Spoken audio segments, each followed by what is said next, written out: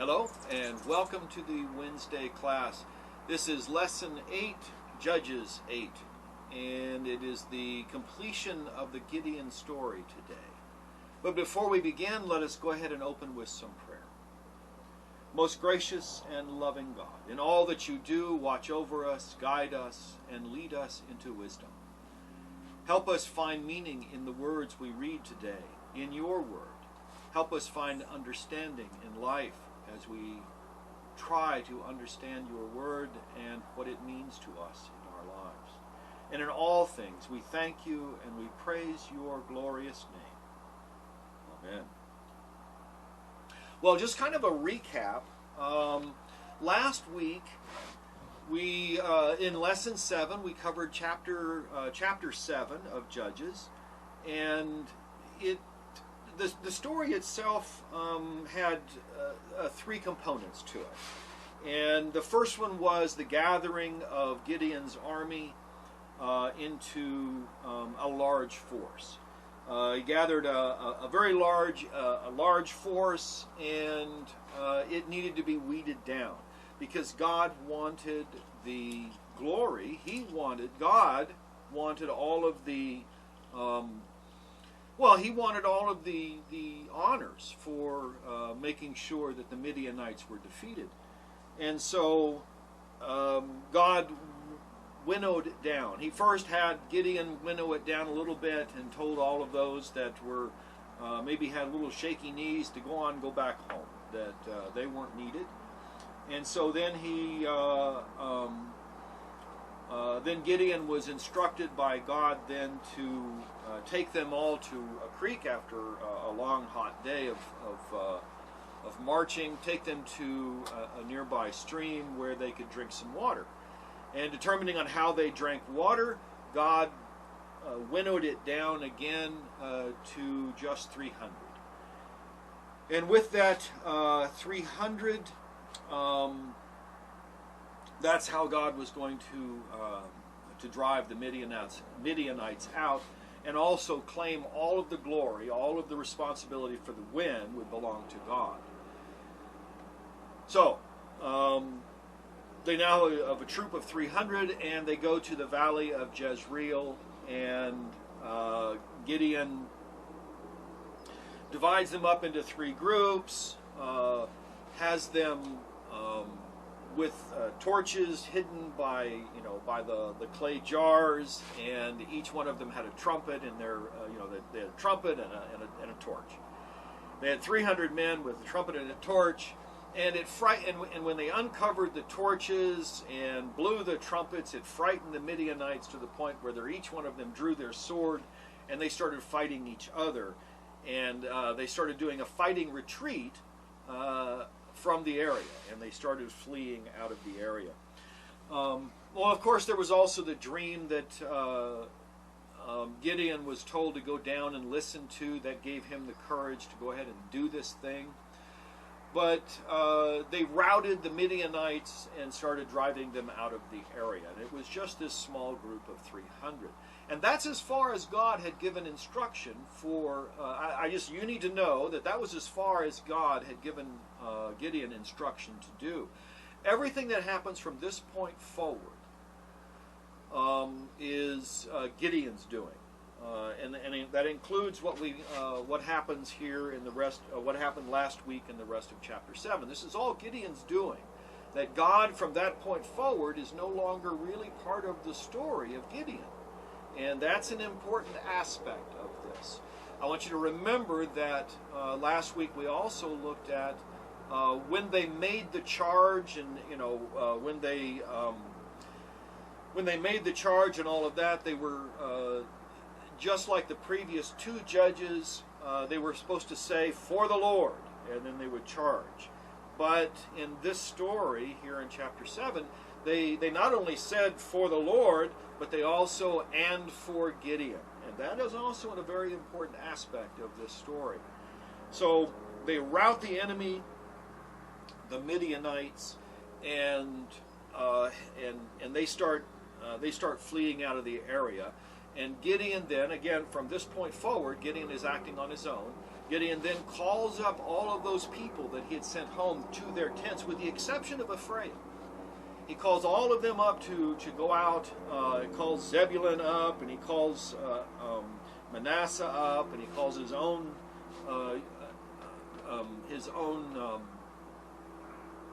clan up, and he also calls in Asher. So he calls in several of the tribes in the area, with the exclusion of Ephraim. Now, Ephraim had made the initial call, but then they were sent home, just like everybody else, and just Gideon's small troop. So he calls up these other tribes, with the exception of Ephraim, and they join in the fray, and they bring their swords. Now, so remember that. So anyway, they chase them, and they chase them all the way down to where they get to the point where they're going to go into the Jordan, the area of the Jordan, the Wadi there, and to cross the Jordan. At that point, he calls up the Ephraimites, and the Ephraimites then cut them off and cut them down and capture the two leaders, Oreb and Zeb. Remember, that's raven and wolf. So they capture Oreb and Zeb, and that ends that portion of the war. And that is kind of where we pick up with the story today, beginning with chapter 8. So, beginning with chapter 8, the story picks up. This is chapter 8, beginning with verse 1. Then the Ephraimites said to him, "What have you done to us, not to call us when you went to fight against the Midianites?" And they upbraided him violently. So he said to them, "What have I done now in comparison with you? Is not the gleaning of the grapes of Ephraim better than the vintage of Abiezer? God has given into your hands the captains of Midian, Oreb and Zeb. What have I been able to do in comparison with you?" When he said this, their anger against him subsided. So I hear that there's kind of a lull in the chase. There's kind of a lull in the battle here. The Ephraimites have captured these two. They cut off their heads and they brought them to Gideon on the other side of the Jordan. And so there's this lull in the combat, in the fight, and the Ephraimites are upset. Now, you remember Manasseh, which is where the clan of Abiezer, which is where Gideon comes from. That clan, or the tribe, is Manasseh, and Manasseh and Ephraim are full brothers. You need to remember that both Manasseh and Ephraim are they're the sons of Joseph, and they're full brothers with each other. They're 100% brothers. Both they share the same father and the same mother, and so they're brothers, and brothers are supposed to call on each other. We just as an example of that, the tribe of Judah and Simeon, those are full brothers, sons of Jacob. But Judah and Simon are full brothers. They share the same mother and father. And when the tribal lands were laid out, Judah had much more land than that they needed or could control.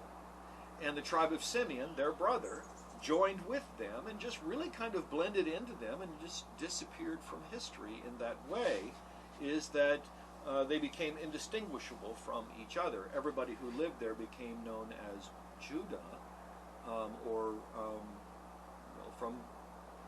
from Judah.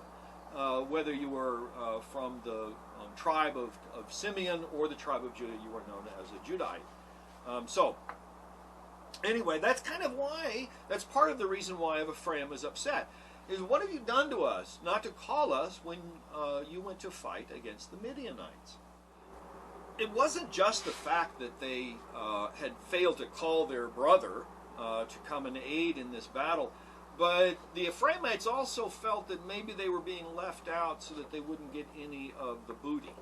When the Midianite camp was raided and the Midianites ran off, all of their tools, most of their equipment, everything was left there. Their tents, everything, because they just, they scattered, and so they lost all their equipment.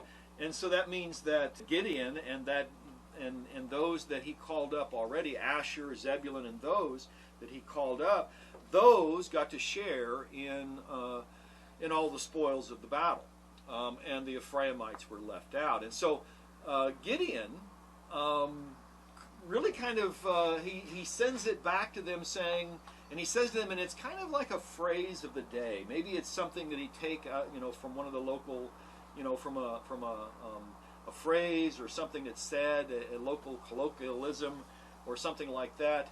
And he appropriates and turns it into kind of a saying at the moment.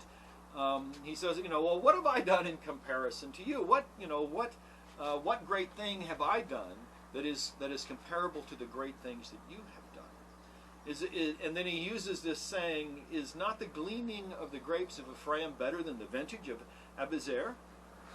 The idea in that is that in the grapevines, when you have the grapevines growing and the pickers come through, they harvest all of the grapes all at once, and what is left on the vine is usually the underripe grapes, or those that are spoiled, or in some way they're damaged in some way, and those are left for the gleaners. And the gleaners are those, the poor, those that and so they come along the edge. It's the same as when you glean from the wheat harvest, or the rye harvest, or the barley harvest, as we have in the book of Ruth, or in the story of Ruth. We have the barley harvest, which is when she gleans on the edge of the field of Boaz's field. And again, that's a future story. In fact, that's where we'll go. If I finish this, as I continue this video study, that's probably what I'm going to do, is just go ahead and finish out the Judges series, which is Judges and Ruth.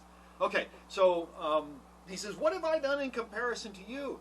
Isn't the gleaning of the grapes, isn't the leftover harvest of Ephraim better than the vintage, the pure, the good crop that comes out of my clan? Isn't that, isn't what you have done greater than what you brought us, the captains of these two armies, Oreb and Zeb, the raven and the wolf? What have I been able to do in comparison to that? You captured their generals. Well, when he said that, of course, that pleased the Ephraimites. It soothed their feeling of being left out, and they calmed down. Picking up now with verse 4. Then Gideon came to the Jordan and crossed over, he and the 300 who were with him, exhausted and famished. So he said to the people of Succoth, please give some loaves of bread to my followers, for they are exhausted, and I am pursuing Zebah and Zalmunna, the kings of Midian. But the officials of Succoth said, do you already have in your possession the hands of Zebah and Zalmunna, that we should give bread to your army? Gideon replied, well then, when the Lord has given Zebah and Zalmunna into my hand, I will trample your flesh on the thorns of the wilderness and on briars. From there he went up to Penuel, and made the same request of them. And the people of Penuel answered him as the people of Succoth had answered. So he said to the people of Penuel, when I come back victorious, I will break down this tower. So as the story moves forward now, Gideon has appeased the Ephraimites, and he's moving forward with completing the task that he has set for himself. This is not God's doing. This is not God saying, continue on in this quest. They had chased them out of the promised land, and they had and the Midianites were now not in Jewish territory. From this point forward, these two towns were Jewish towns. Succoth and Penuel were Israelite towns. They were Israelite towns. I keep saying Jewish, but they were Israelite towns. And so in effect, really, Gideon is going beyond the instructions that he was given, and that's just kind of an important aspect of the story from this point forward.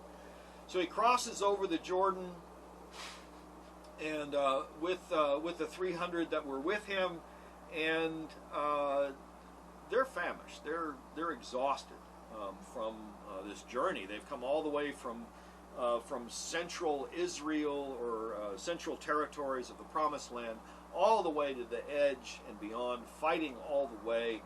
And his 300 men, those 300 specially selected men that he has with him, they're tired, they're exhausted. And so, and we find out also that they're chasing Zebah and Zalmunna, who are kings of the Midianites. I'm going to go ahead and put it in here at this point because I keep forgetting to say this. I mentioned it, I think, in last Sunday's sermon from the Sunday service, but I need to tell you, because this is where this class here is where it's actually appropriate for me to tell you this. But the Midianites are related to the Israelites, the children of Jacob. The Midianites are descendants of Ishmael. Remember, Ishmael and Hagar are cast out of Abraham's presence and by Sarah, well, at Sarah's demand, and inhabit the deserts of Paran. And in the deserts of Paran, this is where the Midianites come from, is in that same region. And so this is just for your own historical knowledge and background, is that these two people, the Israelites and the Midianites, are both descendants of Abraham, the Midianites through Ishmael, and Israel through Isaac.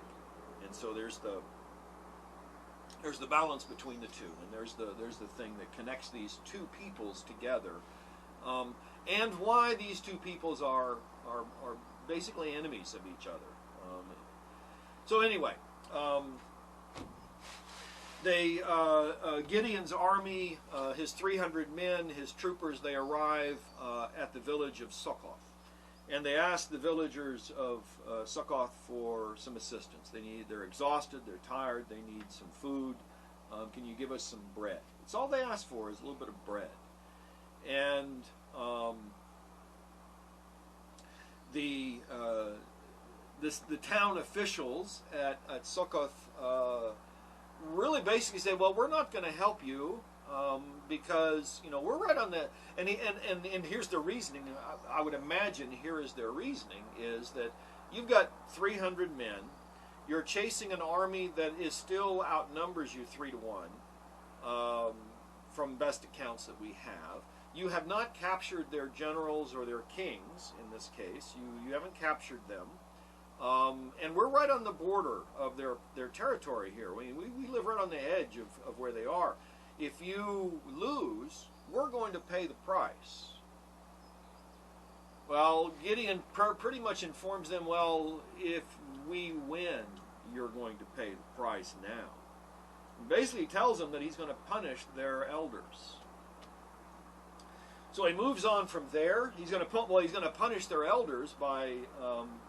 and most scholars, most historians kind of view this as this punishment of flesh on thorns in the wilderness and on briars means that they're going to make whipping tools out of briars and thorns and things, and they'll be used to whip them. And again, that's kind of what most scholars and some historians think. I personally don't know. He could have just brought in tumbleweeds and forced them to run through them. I don't know. But he's going to punish them in some horrific way here. And so the army moves on. They go to Penuel and makes the same request and gets the same response, basically. And so he threatened them when he comes back, he's going to tear down the tower. Now, Penuel has some history. And... There's Peniel and Penuel, and these are two things that are on the same site. Peniel means means face of God, as Jacob was returning back to the promise just before he met up with his brother Esau, there was that moment where he wrestled with the stranger at the Jabbok River. And in the morning, after the battle was, after the contest between the stranger, the individual, the God, it turns out is God in the story, and Jacob, where he becomes Israel. In the morning, when after all of that is over, he erects a stone. He erects a pillar and names it Peniel, which means face of God. This is where I saw the face of God and lived. Well, the site, the location, the thing is called Peniel, and that's the stone. And that's the tower that Gideon is speaking about pulling down, is that face of God tower. Penuel is the area, is the town that surrounds, or that is around this stone, this tower stone of Peniel. And so you'll see, not here, but if you were to go back to Genesis chapter 32, verses 31, 32, 30, 31, somewhere in there. I think it's 31, 32. You'll see the name actually has two names right there in Genesis, right there where he names it. As he names it Peniel, and as he passing through to move on, he calls it, as the story says, he passed through, as he moved past Penuel. And so we have both names right there. One of them is the stone, the other one is the location. So that just to throw maybe some unconfusion, maybe some confusion on this.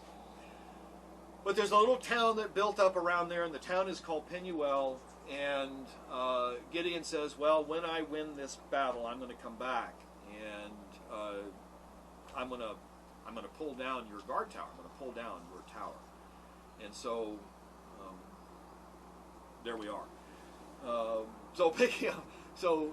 These two towns refuse to give help, and both of these towns Gideon has promised to repay once he comes back. Picking up now with verse 10. Now Zebah and Zalmunna were in Karkor with their army, about 15,000 men, all who were left of all the army of the people of the east. For 120,000 men bearing arms had fallen. So Gideon went up by the caravan route east of Nobah and Jogbeha and attacked the army, for the army was off its guard. Zebah and Zalmunna fled, and he pursued them and took the two kings of Midian, Zebah and Zalmunna, and threw all the army into a panic. So as the battle continues, as the pursuit continues, we find out that Zebah and Zalmunna are in a town called Karkor with their army, or an area called Karkor, and he's got about 15,000 men left with him out of an original army of 135,000, if I remember from before, and he's lost 120,000 men, as our text tells us today. And if you 15,000, 120 is 135,000. So he still has 15,000 men, and Gideon is pursuing him with an army of 300. So he's outnumbered 5 to 1, 500 to 1. I'd have to break out my calculator, but he's definitely outnumbered quite a bit. Well, Gideon again does not do what the enemy expects. Midian is expecting.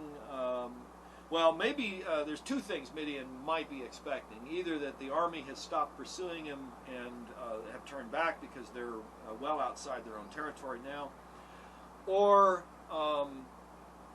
they are continuing to pursue, but they're taking a direct route. And Gideon didn't take a direct route. Instead, he takes the caravan route, which is an easier trail, but usually a little longer. And so he doesn't cut across the countryside. He takes the caravan route, and he comes in through a different direction. So he's coming in from a direction that the Midianites, that Zebah and Zalmunna were expecting. They weren't expecting him to come from that direction. And so they're surprised. And they were caught off guard. And Zebah and Zalmunna, they flee, and they're pursued, and they're finally taken. And the two kings of Midian, Zebah and Zalmunna, are captured, and their army, of course, then just falls apart. Because in this day, unlike in modern times, with at least with the American military, is if a leader dies, the next in command steps up and takes over. In these ancient times, sometimes when the leader died, the army dissolves, because the only thing that was holding them together was the king or the general. So anyway, so the kings are captured, and the army falls apart into a panic. Picking up now with verse 13. When Gideon, son of Joash, returned from the battle by the ascent of Heres, he caught a young man, one of the people of Succoth, and questioned him. And he listed for him the officials and elders of Succoth, 77 people. Then he came to the people of Succoth and said, Here are Zebah and Zalmunna, about whom you taunted me, saying, Do you already have in your possession the hands of Zebah and Zalmunna, that we should give bread to your troops who are exhausted? So he took the elders of the city, and he took thorns of the wilderness and briars, and with them he trampled the people of Succoth. He also broke down the tower of Penuel and killed the men of the city. So Gideon, he leaves where he has captured, and he starts returning back to his own territory. And he takes a different route coming back. In fact, he takes the more direct route, the ascent of Heres. And again, the more direct route was actually a more difficult march, a more difficult walk. And so it's an ascent, and you go up a hill and down a hill where the caravan route goes around. And so on the way home, he takes a much more direct route. And on the way there, he catches a hold of a young man who is from Succoth, and he questions him, and he finds out who are the leadership of Succoth. Remember, he promised to do some damage to them using briars and thorns from the wilderness. So he gets the 77 elders' names. 77 is actually it's not just a magic number to the Hebrews of the day. It's not only a magic number, but it all, as the number of completion, the number of completeness. It is also the kind of the number that is normally used for a elder group, an elder group that would run a city. So anyway, he gets the names of the 77 elders that run that city, and he goes to Succoth. He gets a hold of these 77 elders, and he says, See here, I have Zebah and Zalmunna in my hand. And again, I want to explain something here, is that the possession of the hands of Zebah and Zalmunna. And again, as you probably already know or have guessed by the phrasing of this, is that one way to prove that you have killed somebody is to remove one of their hands. And so that was the standard way of proving that you had made a kill, was by removing a hand. And that was your evidence right there. There are many different other methods of this same sort of proof system that I'm just not going to name. They're horrific in all of them. Anyway, moving on. But in this case here, Gideon doesn't do that. He doesn't actually remove their hands. He says, "Here, I have their hands. I have their whole being here. It's not just their hands that I have. I have their whole being."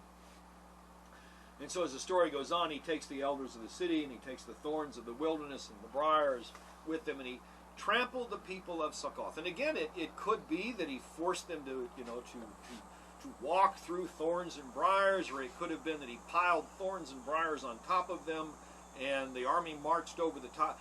I don't know, but he punished these people with thorns and briars from the wilderness, just like he promised to do. And then as he was heading on, he stopped also at Penuel and did the same thing there. And he pulled down the tower of Penuel, and he also killed all the men of the city.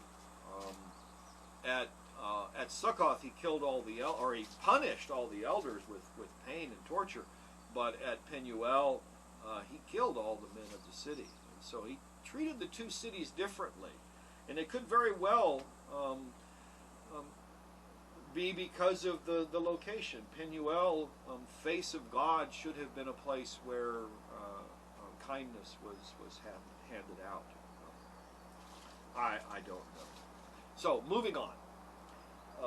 Verse 18. Then he said to Zebah and Zalmunna, "What about the men whom you killed at Tabor?" They answered, "As you are, so were they, every one of them. They resembled the sons of a king." And he replied, "They were my brothers, the sons of my mother. As the Lord lives, if you had saved them alive, I would not kill you." So he has said to Jether, his firstborn, "Go kill them." But the boy did not draw his sword, for he was afraid, because he was still a boy. Then Zebah and Zalmunna said, "You come and kill us, for as the man is, so is his strength." So Gideon proceeded to kill Zebah and Zalmunna, and he took the crescents that were on the necks of their camels. So now we find out. Remember, I told you already that God had really kind of, all the way to the Jordan, and then God drops out of the picture. With the exception of him calling on God here, "as the Lord lives." This is not God's move. From here we discover that Gideon is working from the standpoint of revenge. His brothers were killed at Tabor. Remember that one of the first places that was destroyed by the Midianites when they came in was Tabor, and nobody survived that. It turns out that there were some of the men that were part of that battle who died there were Gideon's brothers. And so he's not acting in God's stead here as he's supposed to be. He's not acting under the direction of God. He's acting under revenge. He's acting for himself.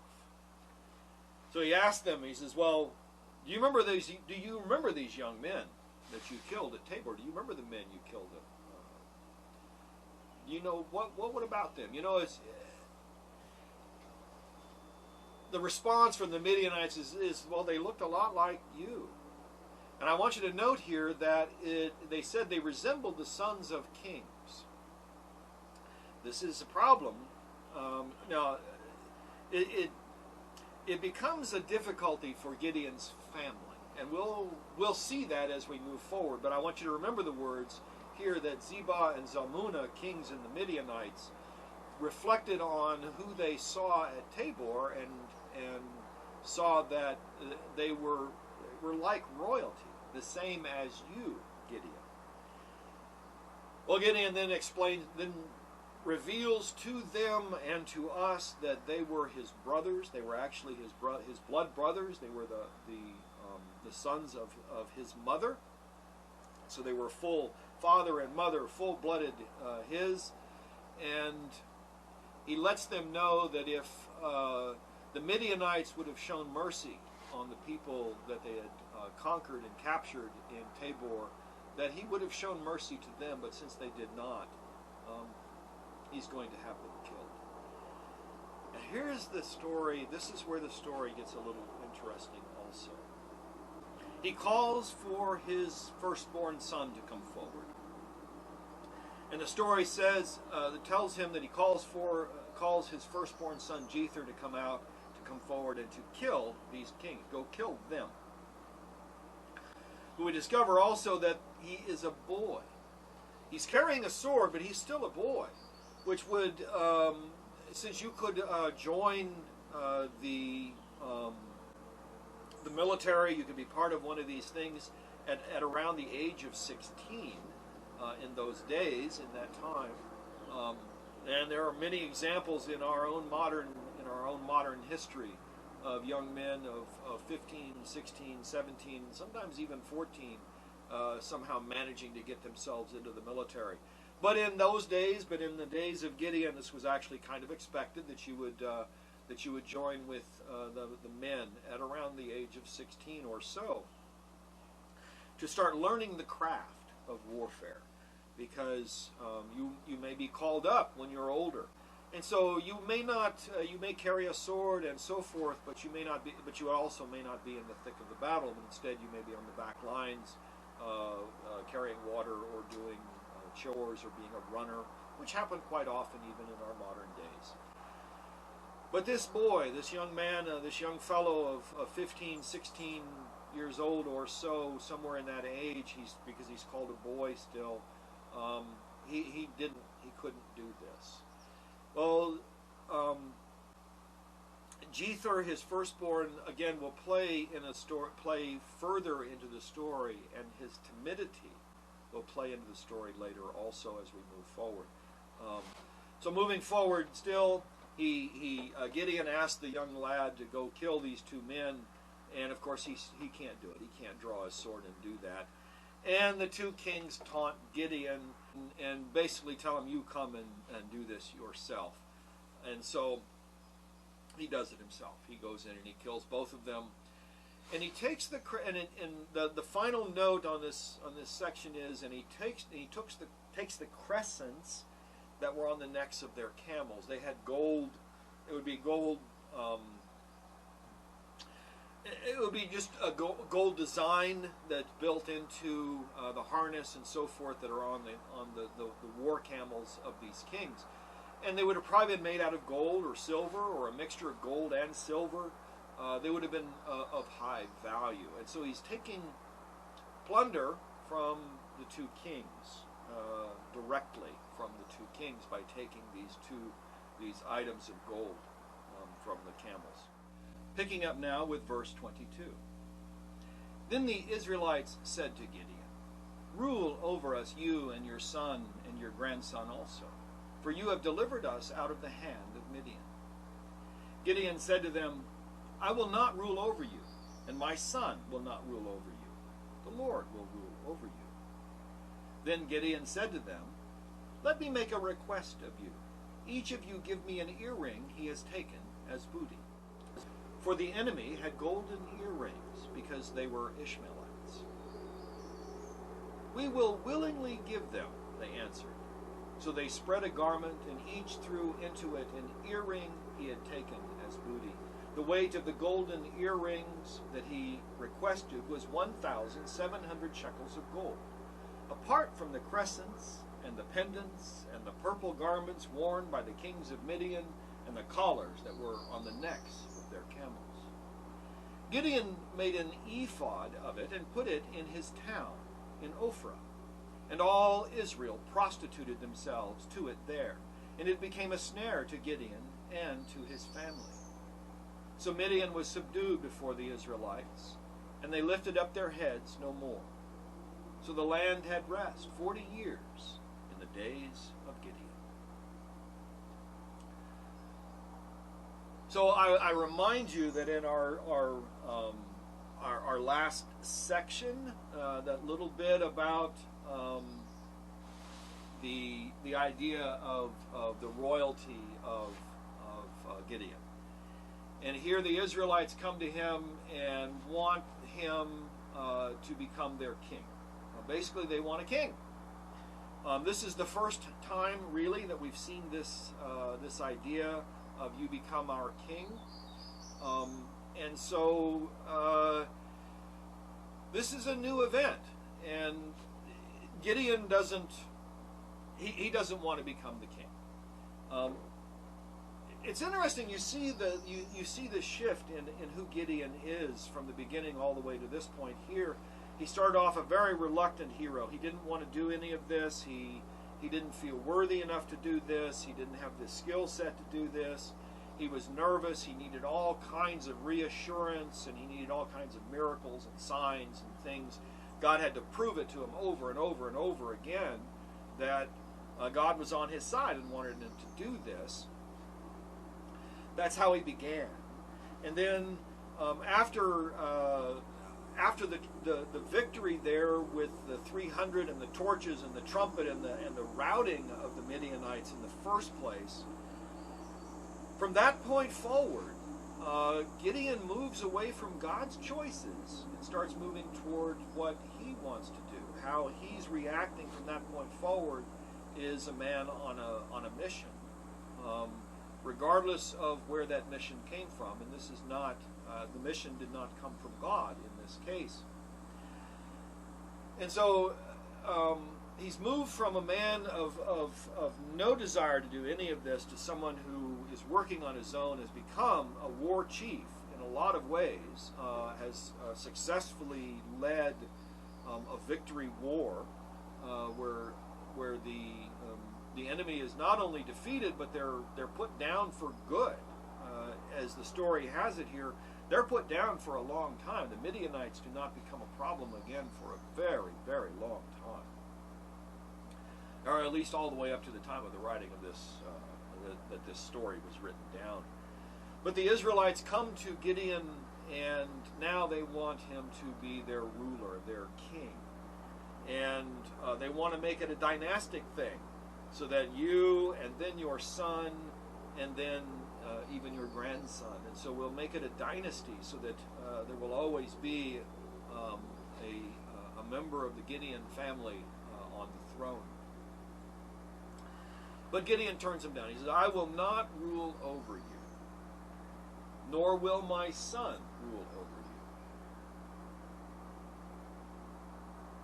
But instead, Adonai will rule over you. That's what Gideon says. Gideon does not want to be the king. He actually wants what God wants in this particular case. Gideon, although Gideon is a mixed bag here. He's not only in some ways does exactly what God asked him to do, although reluctantly he goes along kicking and screaming, but he does take care of what God wants to do. Then he acts on his own, but when he acts on his own, we see what his motivation is, what motivates him, but then he turns right around and turns back to, but let's give God this thing. This belongs to God. We are God's people, and God is supposed to be our king. God is supposed to be the one ruling over us. Well, so he turns down the kingship, he turns down ruling over them, but he does make a request. And he wants an earring taken as booty. And we find out, and here we have directly that the Midianites and the Ishmaelites are pretty much the same people. And because the Ishmaelites wear, the reason it tells us that is because the Ishmaelites have a custom of wearing an earring, or wearing earrings, golden earrings. And so he asks for one of the earrings on each one of the captured Ishmaelites or Midianites. And this just if you go back to where Joseph is being sold into bondage into Egypt by his brothers, we also have this confluence of names of Ishmaelites, Midianites, and I think there's even another name thrown in there. And that just came to my mind as another flashback point to where Ishmaelites and Midianites are basically the same people. So anyway, he gets the golden earrings, and they gladly give him that, his tribute, basically. So they spread out a garment, and everybody throws in an earring they had taken as booty. And once this is all weighed out, it turns out that he has 1,700 pounds or 1,700 shekels of gold. I don't know. I did not look up how much that is, but it is a fortune. It is enough to set this man up for life. where he would never have to work another day in his life, and be able to hire servants and people to take care of him all the days of his life. And this weight of gold was even apart from, or in addition to, the crescents that they had taken off of the camels, the pendants and the purple garments that the kings wore, I guess the crescents that were on the kings of the Midianites. That would be their mark of power, plus the collars that were on the necks of the camels.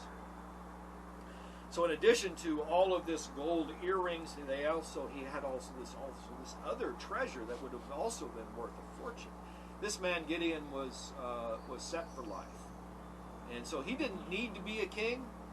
He had all the power and wealth that he needed, and so it seems like he was happy with that.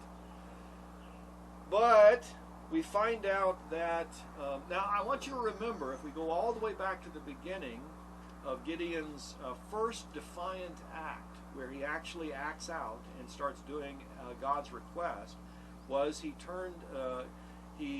tipped over the altar of Baal and cut down the Asherah pole, which belonged to his father. His father was the priest of the Baal and the Baal altar and the Asherah pole.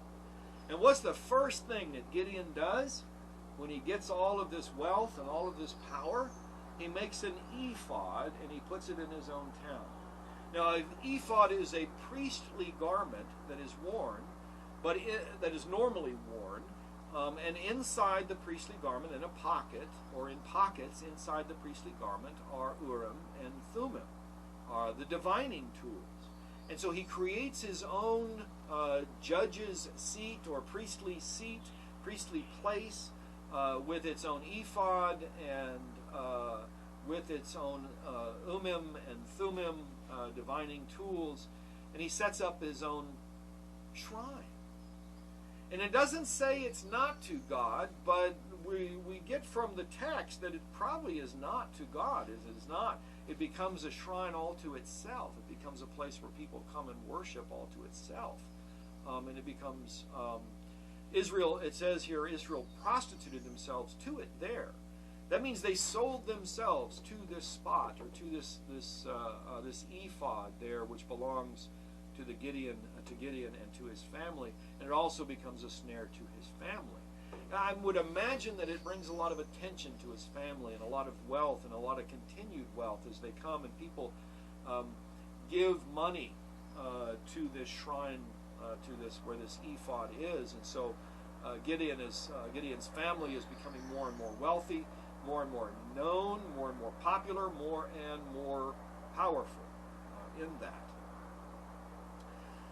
And it kind of gives us a kind of a closing moment here. So Midian was subdued before the Israelites, and they lifted up their heads no more. So the land had rest 40 years in the days of Gideon. And so while Gideon was alive for the next 40 years or so, as Gideon was alive, things were pretty calm. They had peace. I want you to note it doesn't say God gave them peace for those 40 years, as it does in previous episodes that end this way. Instead, is the land had rest for 40 years. It had peace. Nobody was messing with them for 40 years during the days of Gideon. Picking up now with verse 29. Jerubbaal, son of Joash, went to live in his own house. Now Gideon had 70 sons, his own offspring, for he had many wives. His concubine, who was in Shechem, also bore him a son, and he named him Abimelech. Then Gideon, son of Joash, died at a good old age, and was buried in the tomb of his father Joash at Ophrah of the Abiezrites.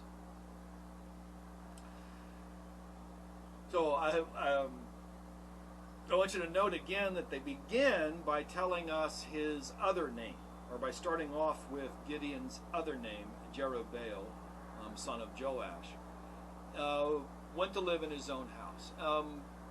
Why they start off that way, I'm uncertain, but I am sure that it is to call attention to the fact that he was a hero. Jerubbaal was the name that he was given after he had defeated Baal in a one-on-one struggle over who was real or not. So they start off with giving him, starting off with his other name, and the fact that he goes and lives, and that he goes and lives back in his own house after the war is over. We also find out that he has 70 sons, his own, which are his own offspring, because he has lots of wives. In every single way, he is demonstrating exactly the aspects or how a king would live.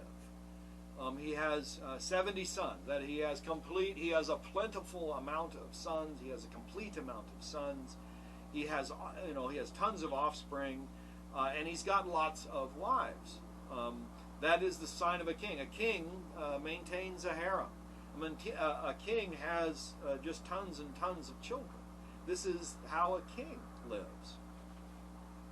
He also has concubine, who he has a. It almost sounds like he has a single concubine. He has tons of wives and a single concubine who lives in Shechem, and she also gives him a son, and his name is Abimelech. So he is not in that culture in those days a child born to the concubine. And we see this in the Ishmael story also, as Ishmael was born to the concubine Hagar.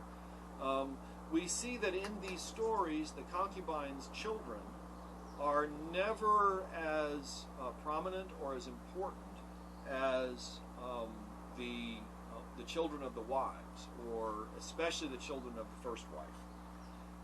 Children of the first wife are usually always the inheritors. Not always the case, but that's the way it's supposed to be. And so this child Abimelech would actually have very little authority, very little of the inheritance of his father, unless it was set aside on purpose for that reason. Well. So we know that now there is an Abimelech, and Gideon finally dies, and he dies at a good old age. We don't know what that is. It doesn't tell us how old he was. Usually a good old age means usually somewhere around the 110 to 120 mark. But since they don't give an age, we're just going to say he lived to be a long time, a ripe old age. And he was buried in his tomb of his father Joash in Ophrah, and so he got a traditional burial, an honorable burial, because he was buried with his father, or with his fathers, his generations, and so he had an honorable burial. Picking up now with verse 33. As soon as Gideon died, the Israelites relapsed and prostituted themselves with the Baals, making Baal-berith their god. The Israelites did not remember the Lord their God, who had rescued them from the hand of all their enemies on every side, and they did not exhibit loyalty to the house of Jerubbaal, that is Gideon, in return for all the good that he had done to Israel. So almost immediately after Gideon dies, the Israelites go back to the Baals. Remember, he had eliminated the Baal cult, the Baal religion, and the Asherah religion followers from Israel. He had removed those by tearing down that shrine, or that altar, and the Asherah pole. As soon as he dies, they go right on back to being followers of Baal, and so they did not honor. So although Gideon sets up this ephod, and it becomes a shrine, ostensibly to God, but it's really a shrine to Gideon and Gideon's family more than anything. It is to honor them more so than it is to honor God. Remember, he didn't dedicate it to God or anything like that. It was to Gideon's family that this thing brought honor.